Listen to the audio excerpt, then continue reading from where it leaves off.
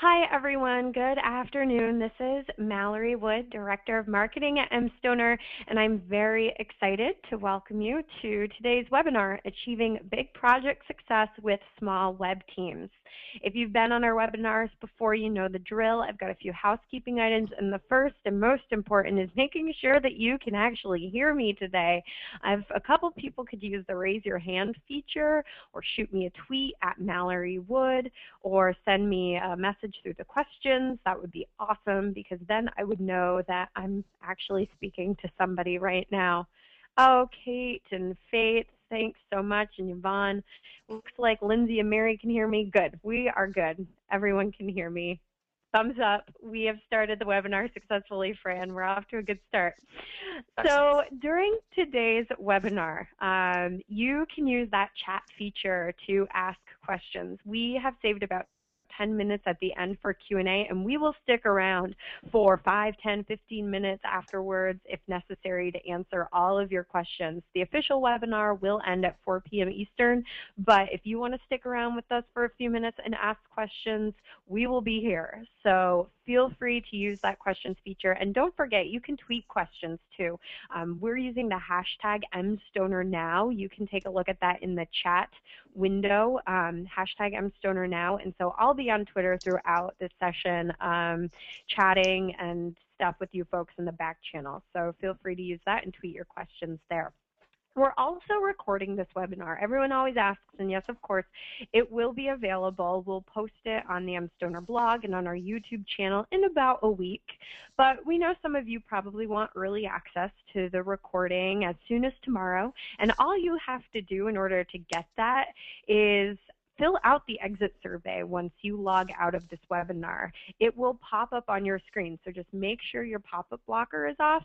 That exit survey will magically appear when you leave, and if you take 2 seconds to fill that survey out, then we will happily send you early access to this archived recording within the next 24 hours. The last housekeeping item is that I would like to just plug our next webinar, which is actually a 3-part web analytics webinar series, which is taking place in October, and I just chatted out a link to all of you about that. We know that it's easy to log into Google Analytics and see your visits per month, your page views, your bounce rate, and you know that that data is important, but the question is, how do you put it to use to make smart institutional decisions that help influence your goals? So we will help you sharpen your knowledge of Google Analytics with this series. You can choose to register for one of the 3 webinars, or you can actually get a discount and register for all 3 for only $250. So like I said, just sent that link out. I hope you check it out. So I am thrilled to introduce our presenter today. Fran Zablocki is a strategist at mStoner. He helps institutions create websites, print, social media, and mobile. And he brings 9 years of higher education web communications strategy and project management experience to the company. Fran's presented at a number of conferences. You can catch him wandering around Hyatt Web in a couple weeks if anyone is heading to that conference. He's presented there in the past. He's presented at SumiQuad, the EDU Guru Summit, and he's also been a guest host and producer on Higher Ed Live. And in fact, he's hosting Higher Ed Live tonight. So Fran's the all-star today. He's got a webinar in the afternoon and hosting tonight at 7 p.m. on higheredlive.com/live. So tweet us at mStonerNow. Fran, I heard you have over 100 slides today, so that's why I've been talking so fast. I feel like I need to get this session sent over to you as fast as possible. So let's get started. Yes. So anyone who was paying attention to my Twitter stream yesterday, you saw that I promised 100 slides. Well, as it so happens, there are actually 107 slides. So those 7 bonus slides I will try to get through as quickly as possible. Well, I am really excited to be here. Glad that everyone else is here as well to join me to talk about big project success with small web teams. Mallory already did a great job with introductions, so I won't go into anything else on myself other than to say that you can tweet me at Zablocki, and again that the hashtag is mStonerNow for the back channel. Hello and welcome. Okay, so we're talking about getting projects done successfully with a small web team. But I'm breaking things out for starters into the different types of projects that all of us typically run into on campus. So big projects, by which I mean the institutional redesign, by which I mean the 500-pound gorilla, have some interesting characteristics. So these projects, the major relaunch, come around about every 3 to 5 years, and they basically take up your entire life in existence for at least 3 months, and it's more like 10 to 14 months, where really everything else is on hold or diminished because you're working on these enormous projects. My presentation today is focused on all projects. However, I have outlined things with an eye toward the smaller projects.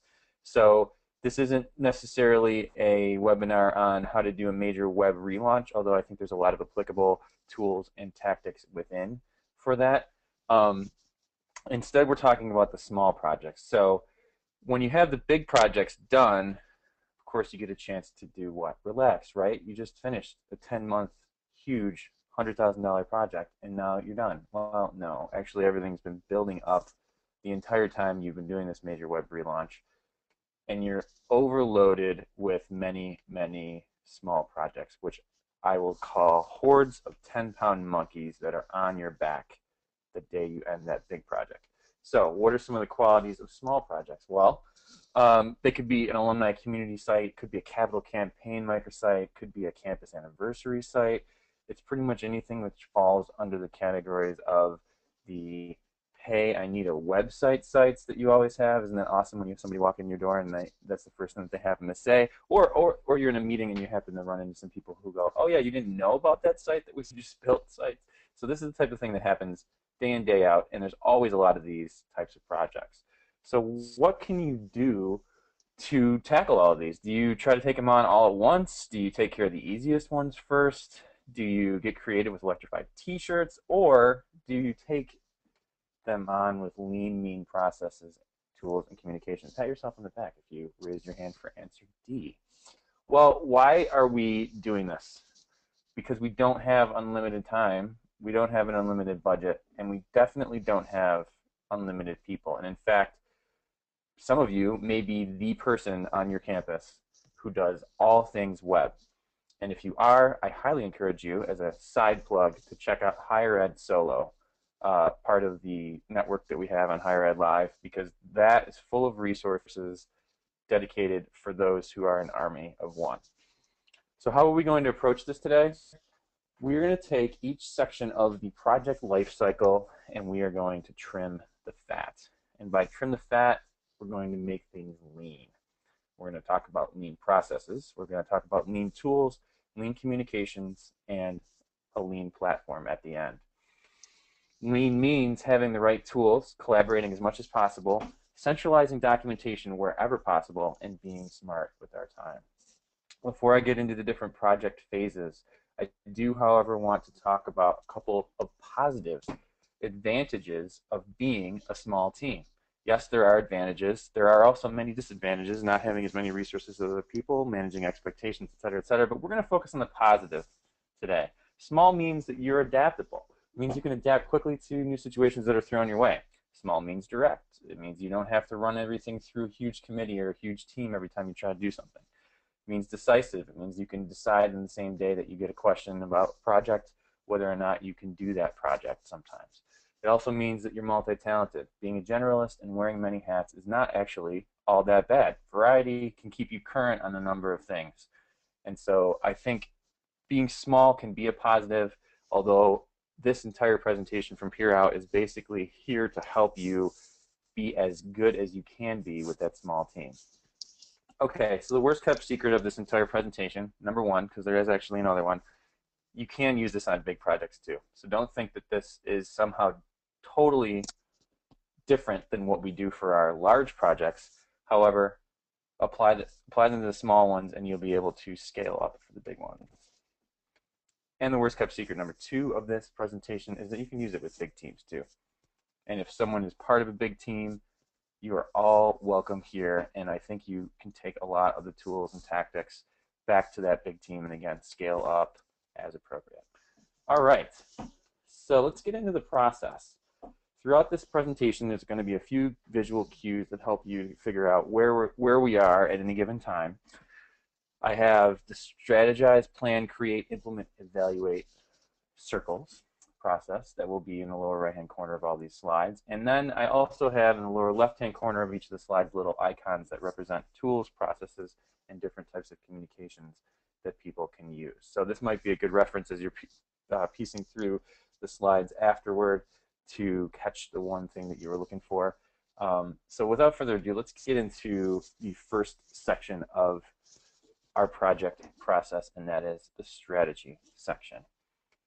And before we get started with the project, the best way we can save time on it is to never do it in the first place. And I know this sounds a little bit ridiculous, but the truth is there's probably a few projects out there that you're sinking a lot of time and effort into that probably aren't worth it, and you probably shouldn't be working on. There's probably something more important that you could be working on. So there's a process called portfolio management, and there's a few simple questions you can ask yourself before you even get going with the project to see whether it's actually worth doing at all. So does it need to happen? Does it meet a need that we've identified as a school and as a department? Is it a strategic goal of the institution? Do we have the time, budget, and resources to make the project happen? Even if it needs to happen and we don't have the resources to happen that can make it happen, that's a sign that we need to ask for more resources.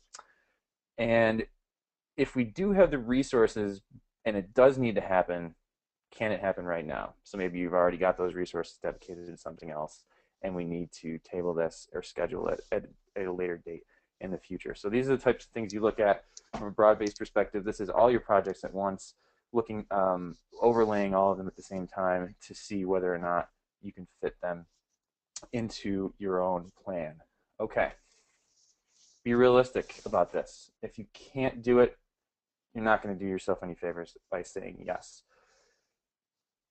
Your ultimate goal is to be a more proactive and less reactive group or individual or department. You want to get to the point where you can plan out what you want to do as opposed to just putting out fires all the time. The strategy phase is my favorite phase of the project, no surprise since I am a strategist. But it is also the phase that it can sometimes most easily be skipped because you've got a project, you're excited about getting something done, and you basically have people who are like, can't we just get this thing done already? Let's just do stuff. It is important, however, to give yourself time to think about what you're going to need to do. And yeah, I am actually suggesting that you go and meet with yourself. Sounds a little bit schizophrenic, but it actually works. Set some time aside during your day where you just meet with yourself, with your thoughts, to plan things out. Maybe you get a small group together to do it too. I actually would go to a different building on campus with a block on my schedule. Nobody knew. It was just going to be me in a room having deep thoughts, but it really helped to get away from the usual hubbub and the fires that come your way for at least a couple hours just to get things written down. So that would be one thing during the strategy phase I would highly recommend. Another really useful process at this point in the project is the need, want, and wish grid. This is just a really simple grid. It's need, want, and wish at the top of 3 columns, and you go through and you kind of gather the things that you want to do at the site, and you categorize or really prioritize what you really need to get done, what you would want to get done if you had time and resources, and the wish section is really what you would love to have in the long run but need to recognize just isn't feasible at this point. Maybe it can be phased in at a later point. This is really useful if you are brainstorming to channel creative but distracting ideas, because people are always going to think big and they're always going to think bigger than what you have the capability of doing, and scope creep is always going to be a challenge. But this is a good place to kind of have a running whiteboard of ideas for future projects as opposed to the ones right now. Another really useful process during the strategy phase is to set measurable goals. You don't need to necessarily get paralyzed by the details on this. Don't necessarily need to get paralyzed by specific figures. And you don't necessarily have to worry if there aren't already metrics. You just need to pick a number higher than the one that you currently have and shoot for it. You want to be able to measure against what you've already done, and you need to have some kind of a goal in order to know whether you've been succeeding or not. You can adjust this later when you evaluate at the end of the project or even midstream in the project, but it just gives you a sense of progress, because if you don't have measurable goals, it's really, really hard to figure out where you are in the process of the project, but also it's really hard to say whether a project was successful, and you should do one that is similar again back when you cycle through into your next round of projects. So examples of measurable goals are reach X number of people on Facebook, increase engagement by a certain percentage point, drive a certain number of people to the website, prompt a number of people to inquire, get X people to apply, attract X views of a YouTube video. So they're all really, really easy to figure out whether you've hit or not. And so measurable goals is something that we are really, really strong on at mStoner.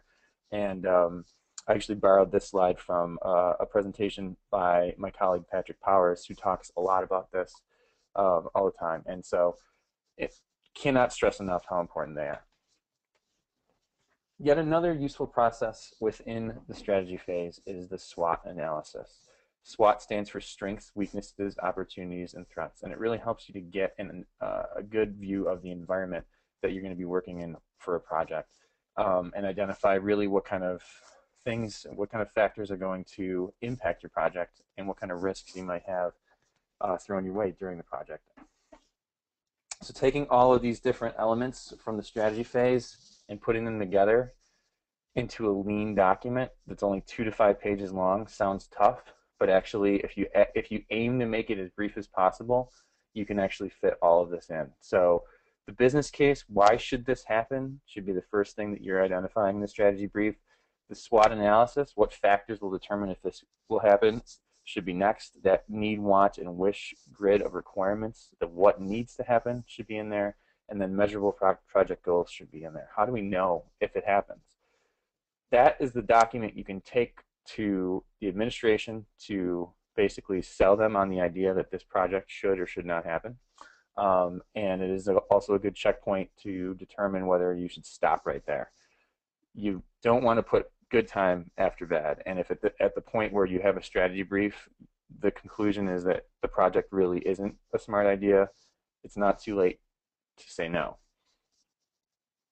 But if you say, yes, let's do this, let's step to the next step in the process, then you are in the planning phase. So once we've got our strategy, we put together planning, and this can get where things are a little bit ambiguous and a little bit difficult. Planning is hard because a lot of times we don't have the history on how long things take.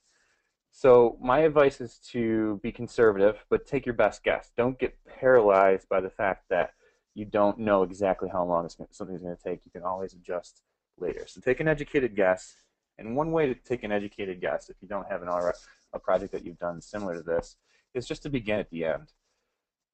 Launching a site could be the final milestone in a project. Back it up from there. Figure out what the next to last step is and how long it would take you to do it, and so on. The step before that, how long it would take to do that, and back things up without an eye to what day it is today, but rather with being realistic, where you should probably have started the project, ideally, if you wanted to give yourself enough time. So if you wanted to launch something by the end of the year and you back it up and you realize that you should have started in April and it's already July, that's a red flag to say, wait a minute, maybe we need to reevaluate how long this is going to take and adjust accordingly. Okay. Another piece of the planning phase that's really important to take care of is to identify the resources, roles, and responsibilities that everyone's going to have up front.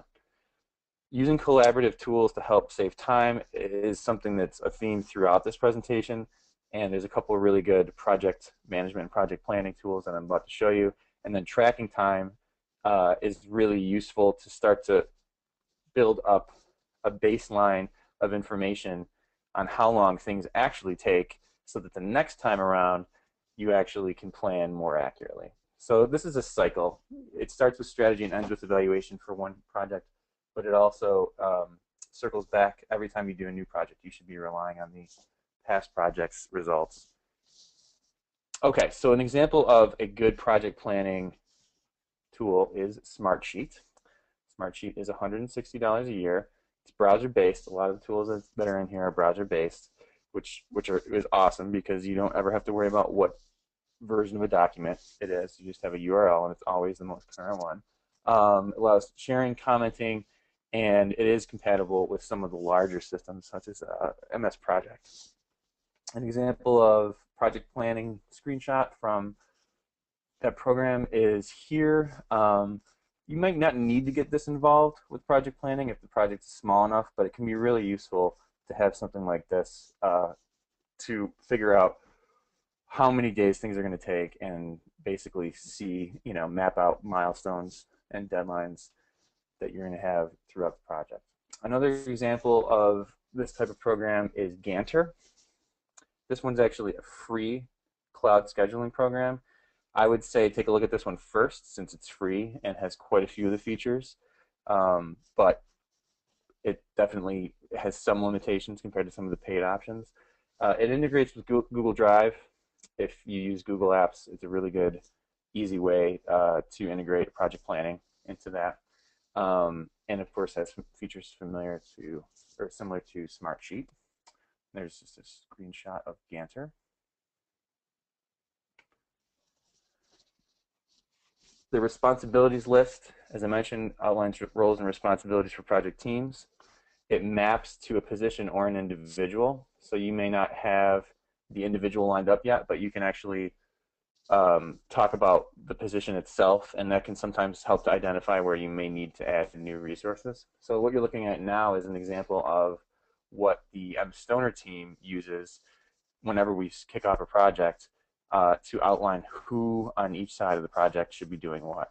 And I really like this simple grid-based approach because oftentimes you have people who have similar titles on either side of the project, and they may not actually have the same role, depending on who's kind of steering the project and who ultimately makes the decision. So you can see in this example, you have interactive designers on either side, but one is going to be developing a strategy, one's going to be reviewing a strategy, for instance. So it's just a really simple way to get everybody on the same page and establish the expectations of who's going to do what. And then lastly is time tracking, and as I mentioned, this is a real help. It may not be a help during the project you're actually doing, but it's really, really helpful for estimating time. So keeping it simple and lean, there's tons of different options out there. One that I like is Toggle. It literally is just hitting a start or stop button and then tagging what it was that you were working on, and it does all the calculations and adds up, how much you work on a particular task this week, this month, etc. You'd be surprised at how much more efficient you can be when you know how much time things take. So I did not have time tracking for a long time, but since working at mStoner and having to do time tracking, I have figured out to a much more granular degree how much time certain things take me, and I can actually block time on my calendar saying, okay, I know this is going to take me half an hour, so this half an hour is this, and it really helps me stay on task. Okay, so some tips and tools for the planning phase. Once we plan things out, we've got a timeline, we figured out who's going to be doing what, then it's time to actually start creating things. And this is the fun part. This is the part that everybody wants to jump right to when we're starting strategy. And oftentimes, we jump too far in one direction and actually try to create an entire visual representation of what our new site's going to look like out of the gates. And what we found and what I found is that you really should just start out simple. And this is one area where you can be really, really lean. So you don't need any tools. You don't need any design at all, really. Most of what you can do at this stage is paper prototyping and back of napkin stuff. You're literally just writing on the back of a napkin what you want your site to look like. Later on in the project, once you've gotten the basics figured out, you can start to use, again, online tools for collaboration. So I've got a bunch of different good examples within the creative phase for that. Once you get into wireframes and prototypes, and these are really important because they're easily changed. You don't necessarily have the option of changing a design cheaply or easily once you've gotten a designer involved. So start with wireframes and prototypes. They help quickly organize and weight information visually. They really are also useful because things like information architecture, which are a little bit more ambiguous and hard to define, can get steamrolled by design if you do them out of sequence. So it's really helpful to simply have a back of napkin sketch that doesn't get design heavy and too fancy and just lets you talk about the content behind the site. So kind of a content first approach to design where we're deciding what sections of each page are going to contain what content, really the purpose behind the content, and then the design helps to be spoken to from the content standpoint rather than the other way around where you've designed something and you've pigeonholed yourself into a position where you can't fit the content that you really like to add because there's no room for it in the template. So start things off with back of napkin and taking that one step further. Paper prototypes are really useful. So if you've got whiteboards, these are really, really easy to do on a whiteboard. Or you can simply put up, a content section on a piece of sticky pad paper and then move those around. The paper that easily, sticks but unsticks is useful for this. So you can quickly and easily get a group around a table and just try a whole bunch of different layouts without getting too involved with any kind of program. Once you're ready to move to the next step, though, and you really do need to put things in a collaborative environment online so things start to look a little bit more like a web page, there's some really, really good tools out there. And two of the ones that we use at mStoner are UXPin and Hot Glue. Now, UXPin is $15 a person a month for small teams. It's collaborative wireframing. You can comment and share right in the browser window, which makes things much easier. Again, versioning is not a problem. You're not worried about whether you're looking at an older version than somebody else. You can also do it in real time. So much like I'm doing this webinar and you're watching what I'm sharing on screen, you get a whole bunch of people around a bunch of different screens, whether they're in the same room or else or spread about, and people can move things around and see it happening in real time, which is a completely different dynamic than looking at something statically and making comments and then having someone interpret it. It's really helped us, and it helps our clients to visualize things and to really get useful feedback and changes based on that feedback at the exact moment of feedback where you're not losing the fidelity as much. So I can't really recommend tools like this enough once you get to the stage where you need to start putting stuff up. And then Hot Glue is $14 a month for small teams, so it's a little bit cheaper than UXPin. And you can kind of see an example here of Hot Glue and the commenting feature within it. So we've got this is actually a wireframe that's been filled in now with some of the style that we plan to use for the site. But you can see there's just little notes that you can click on, and there's conversations that get recorded and different comments that people can make on different elements. And it's such an evolution from what we used to do, where it would just you got a screen and you're writing something down in two separate documents, and it's just the convergence of the actual design and the feedback in one place. So I really, this has been a huge help for all of us, and I can't recommend them highly enough. Another thing that we've done that is really useful, and it's simple, but it's interesting how much it changes the dynamic, is to take the first 10 minutes of your creative review meetings. So say you've got UXPin open and you're taking a look at a collaborative wireframe, and just look at it and comment on it in writing. So you're all on a conference call, but no one's allowed to say anything for the first 10 minutes. You'd be surprised at how much good feedback you can get in that 10 minutes, and then immediately talk about what it is that people have written down right after that, as opposed to starting things off with kind of an open-ended, well, what does everybody think, and then ultimately not getting everybody's input because one person takes 15 minutes to talk about it, or everyone's trying to talk over each other. So that simple change in the way you do the creative review meetings can really cut on time and make your feedback better. All right, so you've created your wireframes, you've got your basic designs, and you need to test. And testing really doesn't fit just within this one slide on creative. Testing is something that we do iteratively throughout all of our projects, all the way as early as when we're putting together information architectures, to after the site is launched, and we're trying to make sure that the analytics decisions that we've made, whether it's an analytics funnel for task-based items online, are working. It basically, you can't test enough. Unfortunately, most times testing is one of the things that's cut from most projects. And as much as we're trying to be lean here, I would say that you can be really, really lean with testing without necessarily having to get rid of it altogether. So some really efficient ways to do this have cropped up because of the web and, again, browser-based interfaces. And so I would say probably even more old school version of things is just to do some user surveys. SurveyMonkey's been around forever and is a really good tool. It's a free basic service, so you can actually have a couple surveys going for free at any given time. But if you need to do a number of different surveys, it's $17 a month. One example of how we would use a survey is to customize a bunch of different questions for usability to the primary audiences that we're going to be serving with the website, and send out to each of those individual audiences, and then compare the results in the back end of SurveyMonkey. So it's a good program. I will say that I think it is overshadowed now. If you have a little bit of extra money, by a program called Optimal Workshop. Actually, Optimal Workshop is a suite of programs designed for UX and IA work.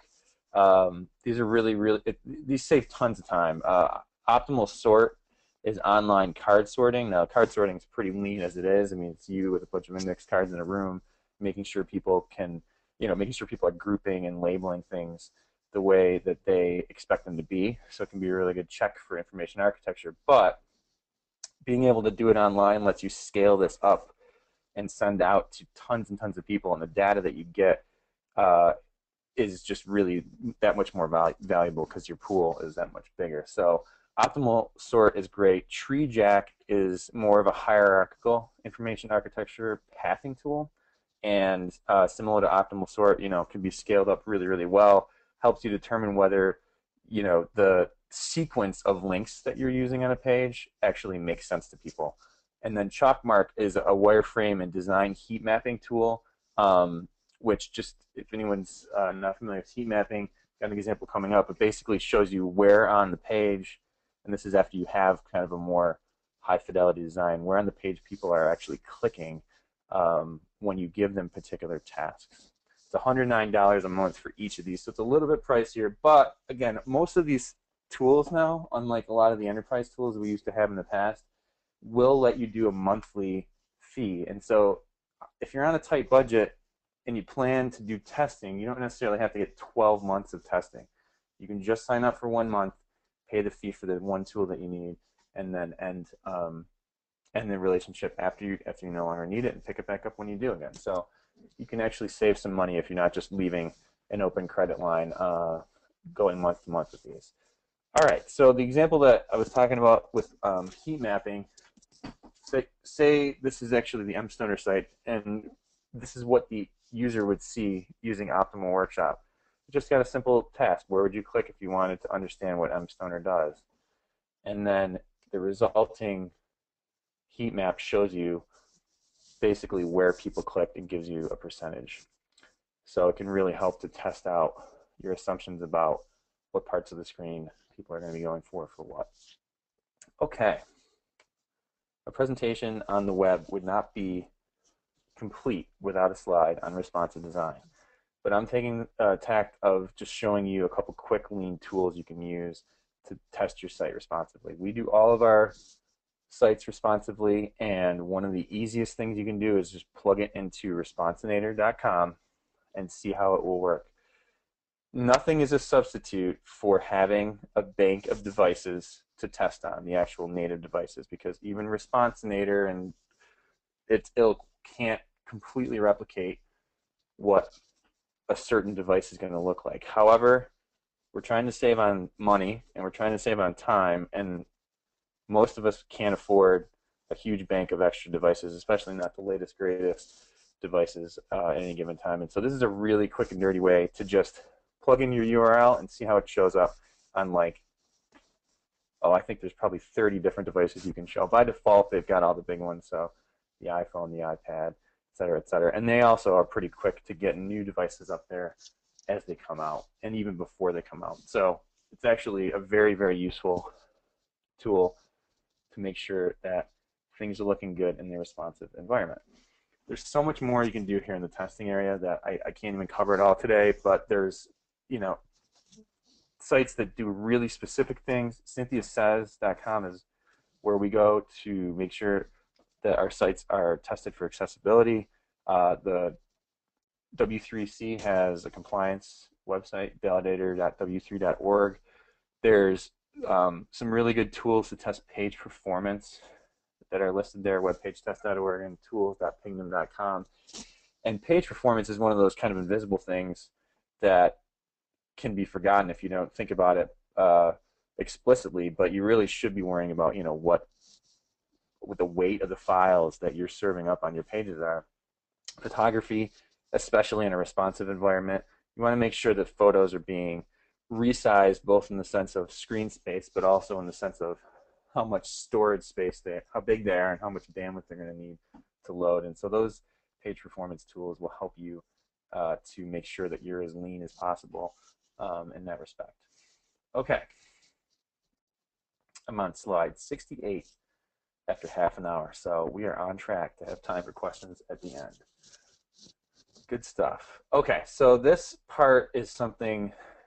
next part is something that I'm particularly excited to share because of all the things that are in this presentation. I think this is probably the single biggest time savings that I've realized from the way I used to do things to the way I do things now. And that is in the area of information architecture, content creation, and migration. So as you're planning your project out, this is probably the piece that is most variable. It's dependent on how many people you have available to do content migration. It's really dependent on how good your content currently is, how much rewriting you're going to need to do, how much metadata there is. Really, there's just so much that goes into this piece, and there's so much documentation and so much collaboration that revolves around a major or minor site launch and all the pages and assets that are involved, that it can get really overwhelming to try to keep track of all of it. So enter Google Documents. And I like to call these evolutionary Google Documents because they start out as one thing and they evolve into something much more by the time they're done. So in this case, we are using Google Documents to put our information architecture together in a hierarchical structure. We're creating bookmarks that allow you to jump from one part of the document to another easily. It basically, the information architecture is the foundation, and everyone is able to see in one place all the changes that have taken place. There's so many things about this that I love. The fact that you have an information architecture, you have your labeling, you have your content review all in one place, and the fact that it's also like a project tracking document. So this example you're seeing here with Webster University is basic and bare bones as you can get it, but there's a lot going on here. So you've got the numerical labeling of the information architecture in column 1. You've got the labels of the pages in column 2. Then in column 3, you have either view or a due date. And so what this indicates is that the content has been written and is ready for review, and then that hyperlinks to the content in the same document, same URL. It's easy to get to. You never have to change it. No one has to know, whether they're missing version 3 of the 5th file that got sent, 3 days ago by so-and-so. It's always the most current. And then if it's not ready yet, you've got a due date of when the content is ready. And so you just plug away through the entire content review until you have those drafts, and you can get fancy with this, and you can actually add as much detail as you want. But we really boiled it down to this view, which we felt was simple but worked well to get you right to the information you needed. And so you can see, like, this is an example of a bookmarked piece inside of a Google document, which is just a single page, and we've got kind of the breadcrumb there. We've got the page name, we've got the title tag, meta description, keywords, and then the body text. And so, and again, this is, if you were to scroll all the way down, well, this is 1.1.1, so it's at the top. But if, you know, this is the 150th page of content that you need to do for a major web relaunch, or even it's the 20th for a small web relaunch, instead of having to go through reams of paper and all different revisions and kill your printers, you're just putting it all online in one document, and you're able to click around and use hyperlinking to get to it really quick. And then one small thing that I'll note on that it's also really useful is at the end of each of those pages, there's a link to return to the page listing index, which helps you jump around to see just what you need to do. Okay. I should have brought a glass of water because I have been talking and I do not have one, but that's okay. Next time. All right, here we are. Implementation. We are ready to build this site and get it launched. Now, I am not a developer. I will admit freely that I do not develop, and I don't have really a sophisticated understanding of the back-end code. But I do know that from a collaboration standpoint and a coordination standpoint and making our projects more lean standpoint, that there are a number of tools out there that really help our developers to keep track of everything and get things done as quickly and accurately as possible. So you want your code to be in one place, you want it to be shared with everyone who needs it, and you want it to always be current. And this is similar to everything we've been talking about throughout. You really only want a single destination, and you want to know that you're always looking at the most current thing. So version control is a really, really important part of any implementation, and there's a couple of good tools that do version control. The one we use the most is called Git. It really helps when more than one developer is working on the code, which is a very typical situation. You can check segments out so that others can't alter them while you're working on them. So if you're interested in more or want to pass this on to your technical team, git-scm.com is where to go. Really, really useful. The flip side of doing all of the development is to have some place to track all the bugs that are out there. And there's as many ways to do this as there are opinions on how to do it. However, my favorite so far, and one that is free to use, is Done. It is a web-based checklist. It keeps bug lists up to date. It lets you track categorize things based on a number of different criteria. So not just done or not done, but it needs to be reviewed and confirmed, needs to be reviewed and sent back. There's a lot of different labels you can put on a particular piece, or tabled for later, requires more information. It's just a little bit more explicit than a lot of the bug tracking softwares that are out there. So this is one we really like and we use on a lot of different projects. Okay, that was implementation. Now we get to the last stage of the project, evaluation. Just like the first step, strategy, evaluation is easy to skip. Why is it easy to skip? Because, oh my God, we just finished this project. We're so excited. It's time to go have cake and celebrate, right?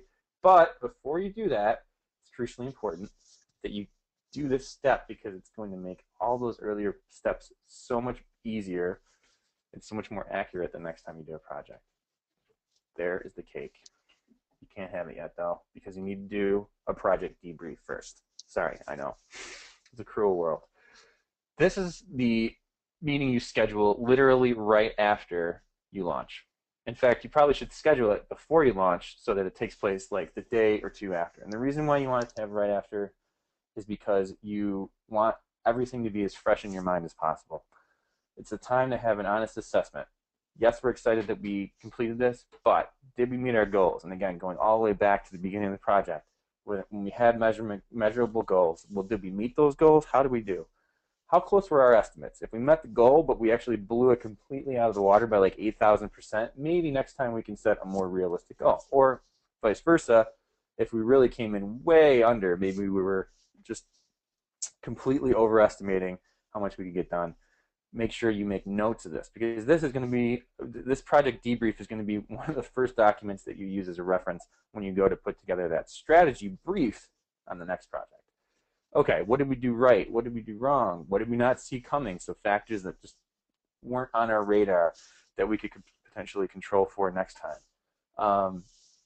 And again, make it the first thing you look at the next time you do a project. Okay.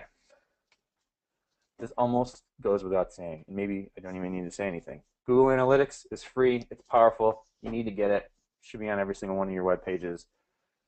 It allows people to measure against past pages. One of the best things you can do is simply to install this on your old site and install it on the new site, and then basically you can do a comparison that says, I had this many visitors before on these pages, now I have this many visitors, and it can, it's an entire 3-part series that we're going to be doing, which you should sign up for, to even get into how to use analytics.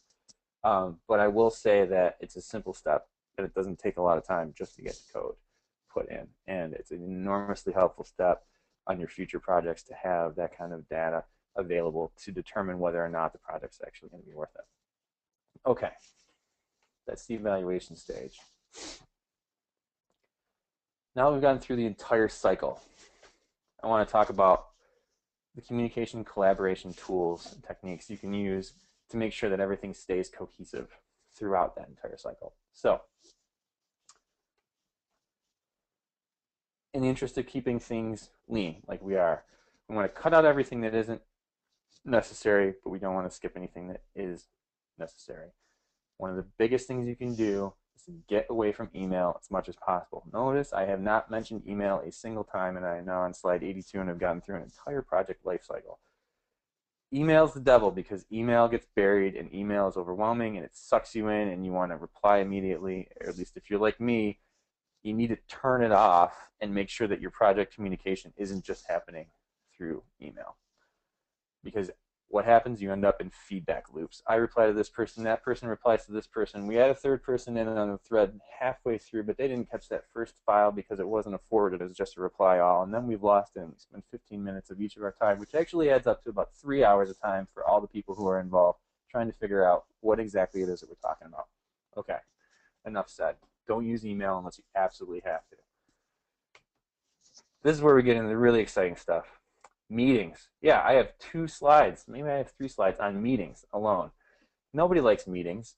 We always joke about the fact that we have meetings to have more meetings. But the fact of the matter is you have to have meetings at times. And if you're going to have them, you might as well be doing them right.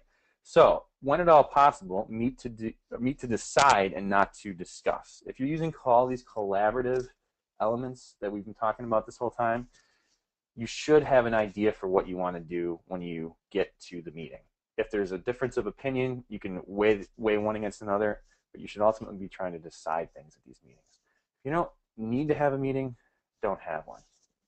And make sure people are prepped before the meeting. Because the worst thing you can do is have have the beginning of the meeting be the first time people have seen anything related to what you want to talk about. They won't be able to give you the best feedback. You'll waste a lot of time answering questions that are relevant. So if at all possible, send meeting notes and an agenda and any relevant materials you need them to review ahead of time. Okay, slide number 2 on meetings. Save time by getting the basics done right. Agendas, note-taking, and minutes. This is the height of excitement for all of us. Agendas. The golden rule, never have a meeting without one. Don't have a meeting if you don't need one, but if you do need a meeting, have an agenda. Have a template that you use for every agenda, copy and paste it, fill in the blanks. Date, time, and connection method. What are the agenda items? We're going to review what we did last time. We're going to discuss what's still open. We're going to add new things that come up. We're going to talk about what's coming up, when it's due, and who's responsible for it. We're going to give the next 3 to 5 milestones that are coming up just so people have them on their radar. And then we're going to set up a time and make sure that everybody knows when the next meeting is. Seems simple, but if you don't have all that information in there, you can really start to derail pretty quickly over the course of a couple months. Meeting notes. The golden rule there is always take notes. Because no, you won't remember them. We all have steel-trapped minds for memories. I know, I do too. But the reality is when you've gotten through your 7th meeting in the day, are you actually going to remember all the detail and intricacy of the first meeting? No. So make sure someone is taking meeting notes. Designate a meeting leader and note taker. And if it's a larger meeting or you work with a lot of the same people, from meeting to meeting, have a note-taking buddy system. So we have a buddy system at mStoner where if one person is taking notes, or sorry, if one person is presenting, the other person takes notes. So instead of even having to worry about picking and randomizing and making sure it's all balanced, you just automatically get assigned to take notes when somebody else is talking, and that helps cover everybody. Okay, how about meeting minutes? Well, the golden rule with meeting minutes is to copy and paste the agenda, and you're halfway there. So you take everything that you had in the agenda, you paste it in, and you start to fill in all the relevant information that comes after it. The other last thing that I will call out again is that you want to schedule the next meeting date while you have everyone's attention. Being lean means being smart about even the simple things. It's unbelievable how much time it takes to try to find a time to meet with all these people. You already have them all in the same room, and you already have their rapt attention. Get them on the calendar while you can before everybody scatters to the four corners of campus. All right, well, what about the middle ground? Not day-to-day, but not weekly meetings and not the big picture stuff.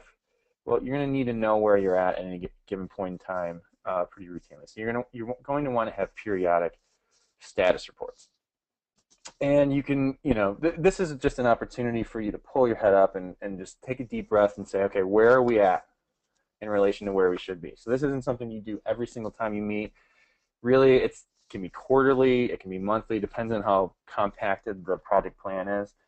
But it really is just a point in time check to say, okay, are we on track? Do we need to adjust? Have we slipped? Can we identify why it is we slipped? Or ideally, can we identify why it is that we're doing awesome and crushing it and are, twice as fast as we thought we were going to be? This is an example of a portion of one of the monthly status reports that mStoner uses for its clients. So this is the real deal. This is only part of it, but this is kind of the core. Accomplishments and results from the previous month, accomplishments or activities and milestones for the following month, and then an overall project schedule. We have the planned dates in one column. We have the actual dates in the other column. Color code things, green, yellow, and red, or flashing red, depending on how far away they have gotten from the actual or from the planned dates. Talking about how complete things are, and we give a little status update. And this is just a really good high-level overview of where things are at. This is another document that is good for the higher-ups who aren't necessarily interested in the day-to-day detail, but really, really just want to know, are we on track? If we're not on track, why? What can I do to help you out? So it's just a really good way to have something in their hands every month or 3 months. Well, how about some collaboration tools? What can we use here? Well, in case you haven't noticed, I really like everything that Google has to offer. I don't know if I'm a Google fanboy. I wouldn't say that. You probably would. That's okay. I just think that everything they put out is really, really brilliant and simple, and I like collaboration, and so do they. So I would recommend using Google Calendar, even if your campus doesn't. And I know that makes me a little bit of a rogue, but I've done that in the past where I just couldn't get the calendar system that people wanted me to use to work for everybody, and I was just wasting tons of time. So I set up Google Calendar, got the entire division to be on Google Calendar as well, and I haven't found a system that works better than it for getting everybody's schedules in in cohesion. So really, it even works for people who don't have Google accounts because you can just email them. We use this all the time. We have Google Apps at mStoner. We love it. We can send out quick invites to people that it comes as an email. Google Hangouts, which I'll mention later, is now tied into the Google ecosystem, so you can have video calls with it. I mean, everything is kind of converging into this Google-dominated collaboration suite that is entirely free for educators. I mean, it's free for an individual to use on their own with a Gmail account, but and the apps cost money for corporations, but Google actually has an educator's I can't remember if it's a discount or if it's free. I think I have a slide later on, but that's something that anyone who is struggling with any kind of internal collaboration should be aware of as an alternative to the calendar system. on campus. Now, I don't want to cause World War III on your campus by suggesting that you completely distance yourself from the calendar that's out there. However, I think it's useful in a small team environment. Maybe we only have a few people who you need to collaborate with. Okay, get off my high horse about Google Calendar. There's a screenshot of Google Calendar. Here we are with Google Hangouts. We use these all the time. They're great because honestly, if you're working remote, you can see people face to face, even though you're not in the same room. It just adds that extra layer of body language and really helps you to connect with people who you might not see all the time. There's all kinds of tie-ins with this. There's a chat room, there's screen sharing, there's document collaboration with Google Drive. So, aforementioned Google document being used for information architecture can be brought up in the middle of the Hangout. We can take notes, we can chat. It's really quite frankly amazing, and it's all still free. There's an example of me in a Hangout by myself, which is kind of sad, actually. Okay, other centralized project management tools. Basecamp is a really good one, and I'm noticing I'm running out of time, so I'm going to go through this kind of quickly. Basecamp's another one that I like. We also like TeamBox, which I don't have a slide for. Those are kind of the overarching project management, project collaboration tools outside of like Google Apps that can store all the files that are out there, keep track of all the conversations that are going on, have public and private flags so you can have your internal team talk about stuff and then you can share it with the client. They're both really, really good. Both Basecamp and TeamBox are really, really good, and we've used them both in the past. Okay, I'm gonna take a deep breath. I'm on to the last 10 slides. I want to bring everything all together here. Talk about how we take these lean processes and tools and turn them into a complete lean platform for small projects. We've heard from many of you many times that we need to have an approach that's the right fit for small projects and for small teams. It's not the major web relaunch. We do lots of those. We know how to do them. I think we do them better than anybody else. It's the smaller projects we've been talking about today where you don't necessarily have the same budget and you don't necessarily have the same time frame and the same resources. So we've created new approaches tailored to provide focused, nimble web solutions. And one of those approaches, only one, is WordPress. As a platform, WordPress is a really lean CMS. We like it because it's still powerful, but it's really, really easy to use. It's quick to implement because mainly you can do parallel production of design and content by building out a shell site while you're still working on design. So you can essentially do content migration as early as you can create the pages for it to live on. It's got strong base functionality, a strong development community with a variety of plugins and frameworks, and those get kept up to date. It is a good fit for departments and schools with small web teams, again, that need a CMS that's specifically sized for them. Our process with WordPress is very similar to what all the different tools we've used today. It's a 5 to 6 month time to complete as opposed to a 10 to 13 month. We do parallel tracking of phases as opposed to just a sequential waterfall method. This is an example of the lean timeline, so you can see all the major components of the project are still there. They're just accelerated, and there is some overlap.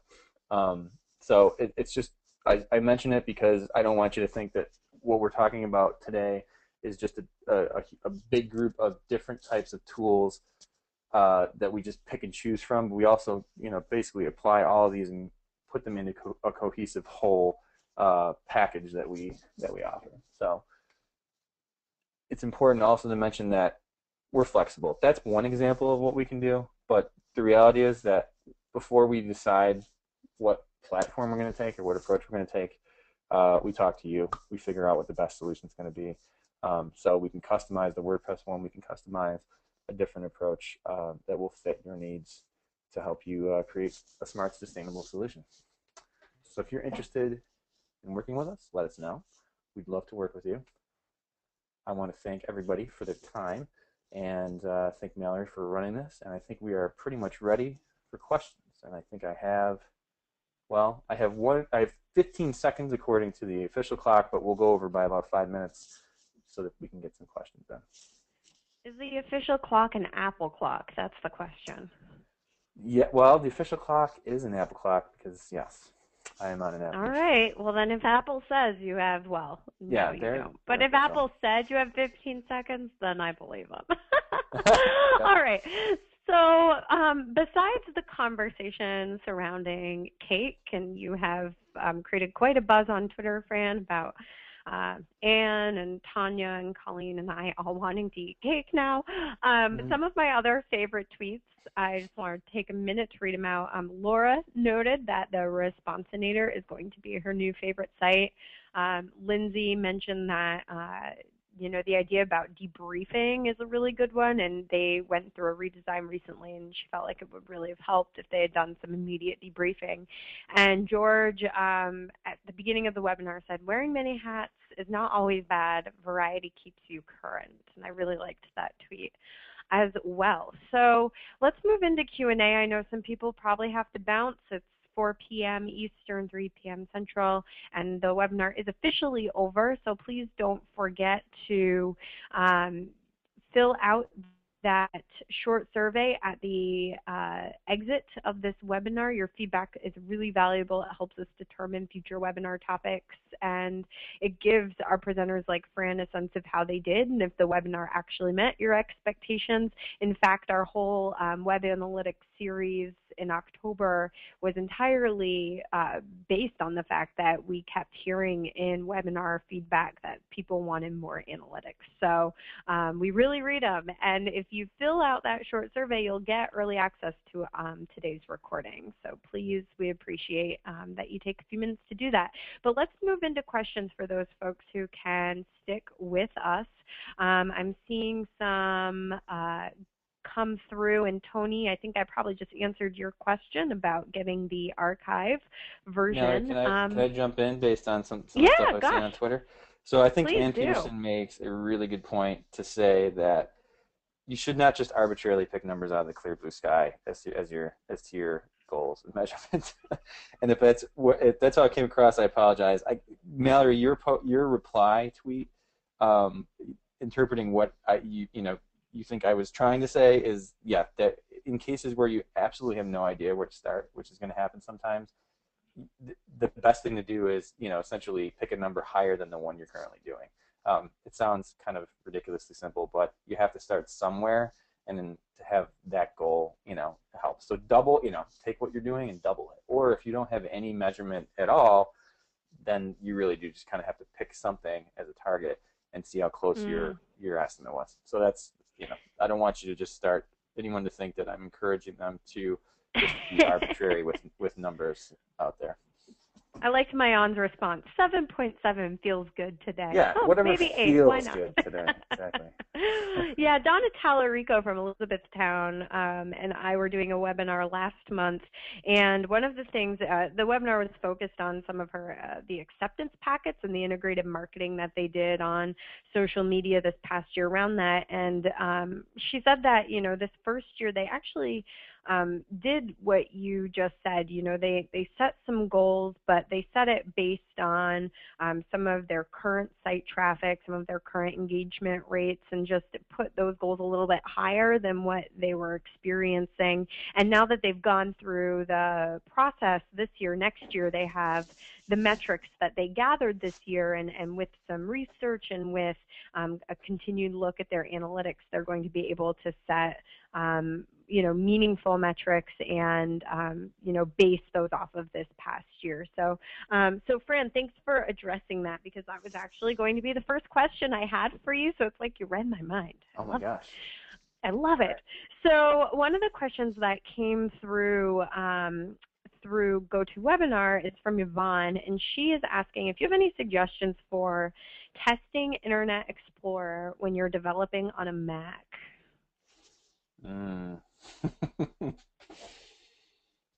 Good question, and I don't know if I have an easy answer. I mean, we keep a PC handy. There's emulators out there, but nothing's going to actually perform like the real thing. And so, in my experience, during the testing process, you really do want to at least have the two, like the Windows and Mac platforms, and then each of the various browsers within those to test. So it's hard. I totally understand. We're a Mac house at mStoner, and so pretty much everything we have is Mac. But I have a living room computer. It's actually my media center computer that is my Windows machine, and it's also my big screen tester, actually, speaking of responsive design. But sometimes you really just have to work in the native environment, because if even when something's a really good emulator, there's going to be weird small things that only happen when a certain number of criteria are met. So working in Internet Explorer within a Windows environment, there's not a great substitute for it that I found. I think you just kind of have to make sure that you have a couple different machines out there. Yeah, and Yvonne, if we find any, Yvonne just responded here. She says, LOL, she's having their IT team install a PC in her office right now. Yeah, Love it. you can use responsive design as justification to have your budget buy you new and shiny devices every several months. It is a justifiable expense. Right on. And Yvonne, if we find an online resource that works really well, we'll definitely follow up with you on that, and we'll post it in the blog post that'll contain the links to this.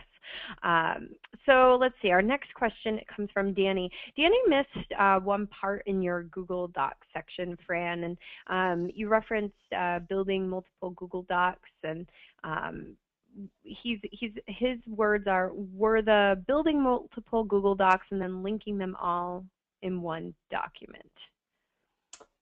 Actually, it was just one document. The way that we managed the content management was to have a single document, which if you were to print it out would be hundreds of pages long, and if you were to look at it in a book would be hundreds of pages long. However, because of hyperlinking, you're able to create an index at the top of that document that just lets you jump right to what you need to look at, and then having that back to top button essentially after each section of content lets you jump all the way back to the beginning. So as you're reviewing, it just cuts down so much on the paging through all the stuff you don't need to look at. So it actually is just one single Google document that contains ultimately what ends up being the information architecture in that numbered hierarchical format, and then the label, the title of the page, and then the page copy itself. And that is just simplifying it down to the point where if you were to come onto the project late and didn't have any of this documentation, I could send you a single URL and you would be able to get all of it. So that was the goal with that approach. Cool. And I think this might be our last question, Fran, unless something else comes in as you're answering this one. But do you have any advice on how to stop just doing what comes at you and start planning what you should be doing? Yeah, that can be hard. I mean, just getting your head above water for a minute just to see what's happening around you and plan things out. It's tough. I know a lot of the environments that are, a lot of people on campus are probably challenged with trying to turn what used to be a 100% service-based group. So basically, people asked you to do stuff and you did it, to being a strategic and proactive leader of communications on campus. And so that requires that you have time in your schedule, both daily for yourself and planning, and also weekly and monthly, to actually get projects that you've identified as important done. So I think it's just a matter of taking the time, block a day, an entire day off with the team or just yourself to figure out what you need to do and plan it out. Don't plug in an email. Don't answer phone calls. I mean, treat it as you would a weekend day or a day that you've taken for vacation where you're just not available. So get rid of all the distractions and just sit there and think big picture about what do I need to do over the next year or the next 18 months, and where the big pieces of it fit in. Because most meetings are around the tactical, because you're trying to figure out what needs to be done this week, and there's always going to be a laundry list of things to do. So if you don't purposefully carve out that time to do strategic long-term planning, it'll never happen. Fran, thanks so much for sharing your 100+ slides and all these tools. And we're all leaving this webinar, and I think we're all going to go buy ourselves a slice of cake. But I hope you do. Anyway, You deserve I it. hope we do too. Yes, everyone deserves a slice of cake today. So thanks everyone so much for joining us today. Don't forget to take a look at our October 3-part web analytics series. I chatted that link out, but you can also find information on mstoner.com. And thanks so much for attending today. Fill out that short survey. We'll get you early access to the recording, and life is good. So thanks everybody so much. Hope this was helpful, and we'll see you next time. Bye-bye. Thanks. Bye-bye.